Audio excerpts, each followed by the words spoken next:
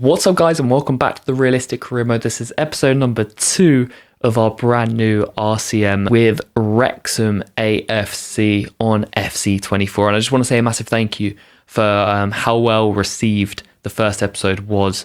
All the love, all the likes, all the comments, all the views from you guys. It's massively appreciated, and I'm incredibly excited to bring you guys this series, and I'm glad to see that you are as well. So without further ado, let's get into episode 2, where we will be kicking off our League 2 campaign with Wrexham.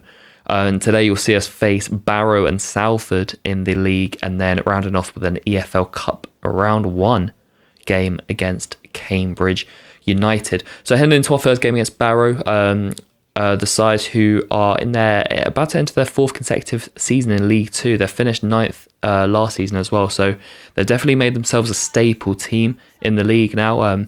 In the couple of years previous to last season, they finished just above the relegation zone, so had a massive improvement last year, finishing 9th, and would definitely be looking to improve on that finish and maybe even push for a playoff spot. We obviously come into this as a fresh team. I mean, to be honest, we are in a new league, but Wrexham in the last 2 years scored at least 93 points, I think. I think they scored, was it 90? Or it might have even been 96 points 2 seasons ago, and then they surpassed 100 points last year to win the National League. So they aren't shy at all of getting a result, Wrexham, and I'm hoping that we can continue that ethos going into this season. Well, kicking off at the racecourse. Unfortunately, the racecourse isn't in FC24 at the moment. I was kind of hoping it would be, considering Wrexham were in the game last year. I know the stadium wasn't in the game, but I thought now they're in League 2, perhaps they would put the stadium in the game. It isn't, unfortunately, so we have to crack on and make our own racecourse, but that is absolutely fine. And, well, the stadium would be bouncing just 7 minutes in. Stephen Fletcher, the man we brought into the side, the veteran, gives us the perfect start to life in League 2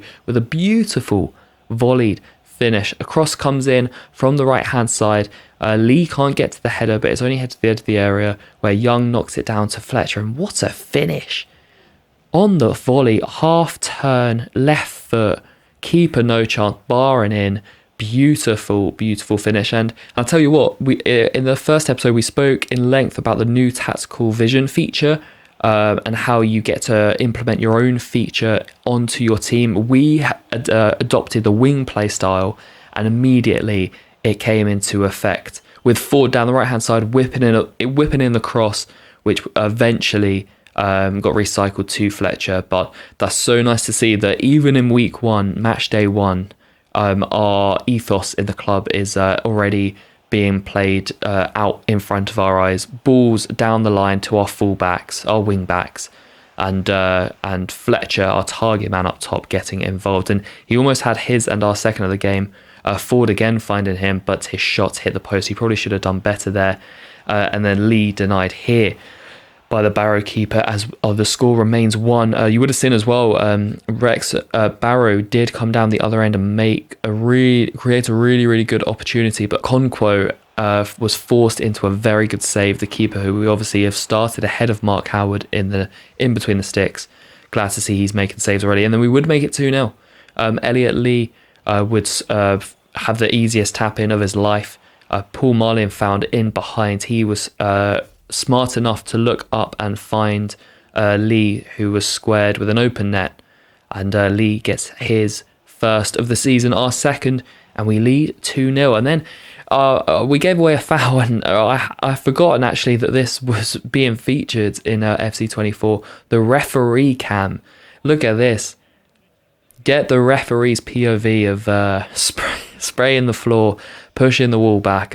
It's a cool little feature, you know. It's obviously nothing crazy, but it's a cool little feature they've put in there. I like that. There are a lot of new cut scenes and little animations and stuff that I've noticed around the game already. I'll try and keep them in so you guys can see it as well. Heading into the break, we lead 2-0. A perfect start to life in League 2 for Wrexham.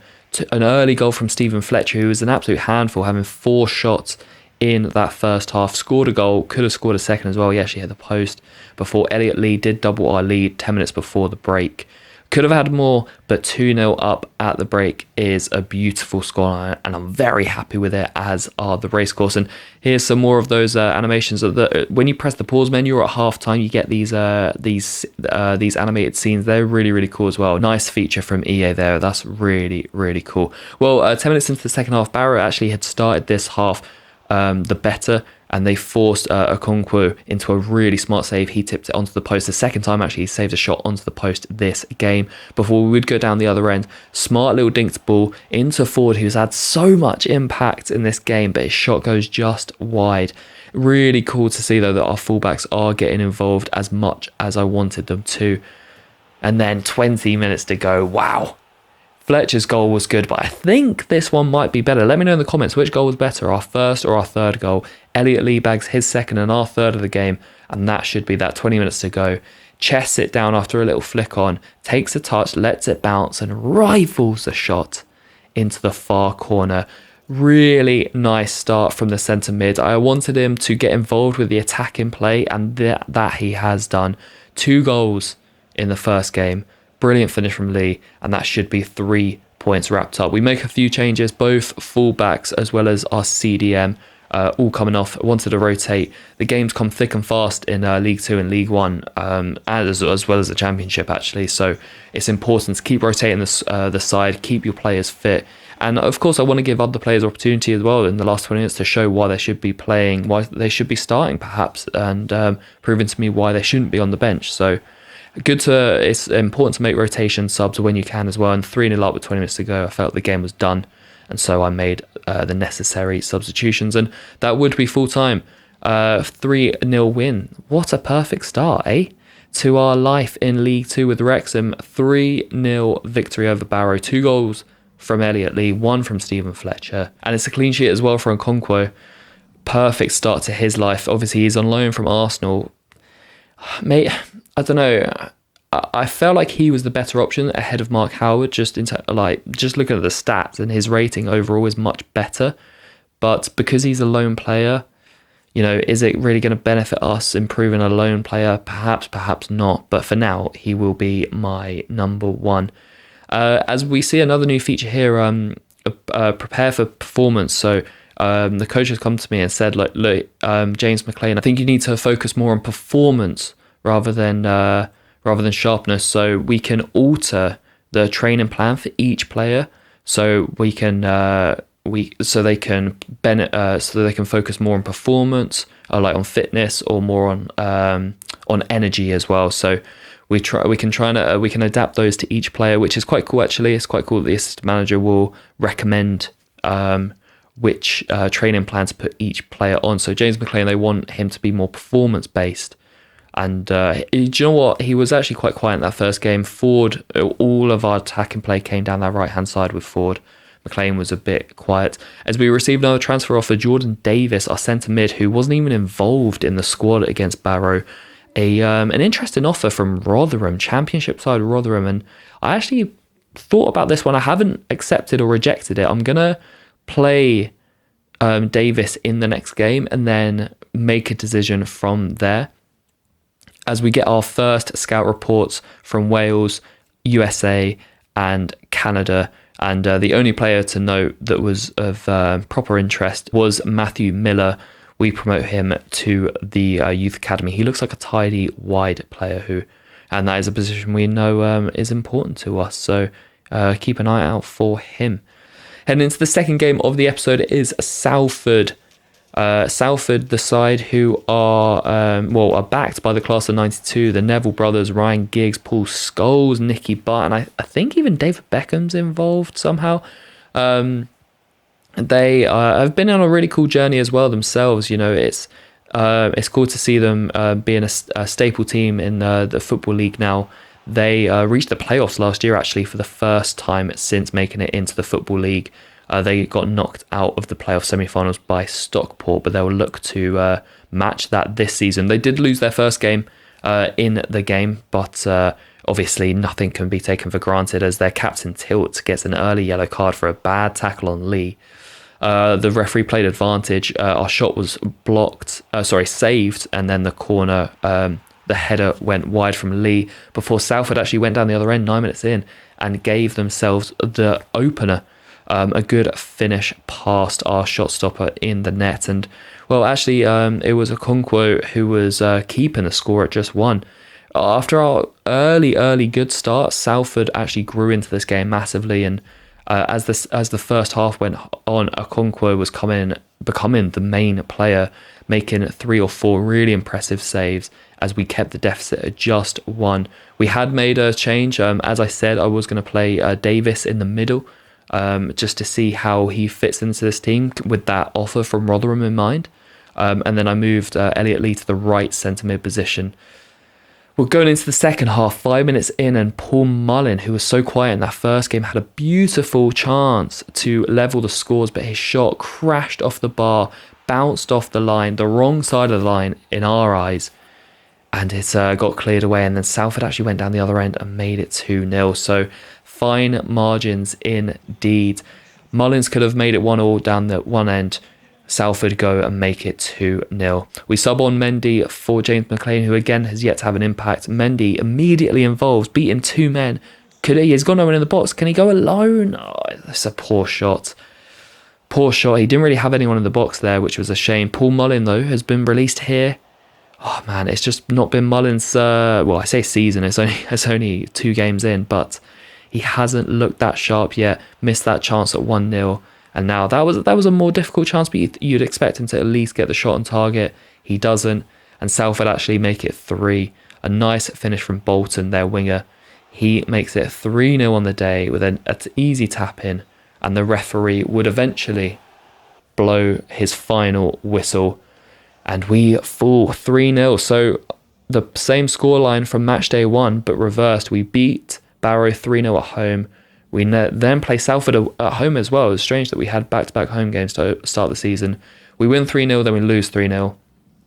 And weirdly, I feel like that's just quite how the season might go. You know, Wrexham in real life, we've mentioned it already. Entertainment just on and off the pitch, actually. 40 goals in their first 9 league games, 20 goals scored, 20 goals conceded. That might be a similar case here, you know, goals flying in at both ends for us. At least it'll be entertaining for the fans. But yeah, 1 win, 1 defeat to start off the season. And we actually sit down with the Rotherham boss about Jordan Davis and their offer. We asked for 700,000, which was 150,000 above his valuation. They agreed to it. And so Jordan Davis is on his way to Rotherham. You know, not someone that I was necessarily looking to sell, but I have to keep this save realistic as well. And if a team 2 divisions above come in for a player who hasn't featured in the first game at all, I dropped him to the reserves, I have to listen to the offer, and we managed to get a decent offer, a decent payout for him as well. So Jordan Davis heads off to Rotherham, and we'll have to look to replace him as well. We'll have to dip our toes into the transfer market. But before that happens, we will head into the third and final game of the episode, and it's Cambridge United in the EFL Cup first round. Cambridge, despite being a league above us, are actually bottom after 2 games, and they've conceded 7 goals. So, you know, you might look at it and go League 1 versus League 2. You expect the League 1 team to win, but we've won a game and lost a game. They've lost both. So perhaps, potentially, we can nick a result here. We are at home once again, yet to play away from the racecourse this season. We do make 10 changes to the side that lost to Salford. Only James McLean keeps his place. Mark Howard, Cleworth, Tunnicliffe and Dalby all get their first minutes of the season. Mark Howard in goal. You might actually recognise him from somewhere outside of football. He has his own podcast, Yours, Mine, Away, where he speaks predominantly to goalkeepers, and it's really cool actually. It's nice to see the gap being bridged between like footballers and like sort of content creators. You know, people like Ben Foster as well, you know, a former Wrexham goalkeeper, has his own YouTube channel, his own podcast. He features regularly in IRL football videos. People like Lewandowski and Alphonso Davies are known for their TikTok videos. So even Sergio Aguero was known for his streaming during lockdown. It's just cool to see footballers being humanised, and we can relate to them more, you know, when we're seeing more of them off the pitch. It's quite cool. But yeah, Mark Howard's Yours, Mine, Away podcast, definitely worth checking out. Well, his side and our side, Wrexham, would take a very early lead against Cambridge. Perhaps, not favourites in this game, considering Cambridge are in League One. But it would be Sam Dalby, the 23-year-old, who could play a decent role off the bench this season. He gives us an early 1-0 lead before Young, the captain of the night, should do better here, at least get a shot on target, but it goes just wide. Heading into the second half, though, Mark Howard, not much to do in the game, but is forced into a save after his own error. His clearance doesn't go too far, but Cambridge cannot punish us. And then the resulting corner, really good ball whipped in, and the Cambridge defender, his header goes just wide. I think Howard was beaten there. Cambridge's kit, by the way, beautiful away kit this is. Lovely little white number with the yellow and black stripes in the top of it as well. Well, it would be a very quiet second half, but that is okay with us. Sam Dalby's goal, the difference, as we knock out League One Cambridge and we enter the second round of the EFL Cup. Good response after the league defeat on the weekend, and considering we made so many changes as well, I was very impressed that we managed to get this win. And so rounding off episode 2 and our first games of the season, a league win, a league defeat, and then a cup win as well. I'm quite happy with that. I think this is going to be an up and down season in terms of results. I know that the board want us to win the league, but personally, I'll be happy if we can make the playoffs. So we'll see how that goes as we see the round 2 draw. We face Rotherham, who, funnily enough, we just sold Jordan Davis to, so he'll be making a return to the racecourse. That game will be coming up in a few episodes' time. But that will be it for today's episode. If you're enjoying the series, make sure you drop it a like, and I'll see you in episode 3 very soon.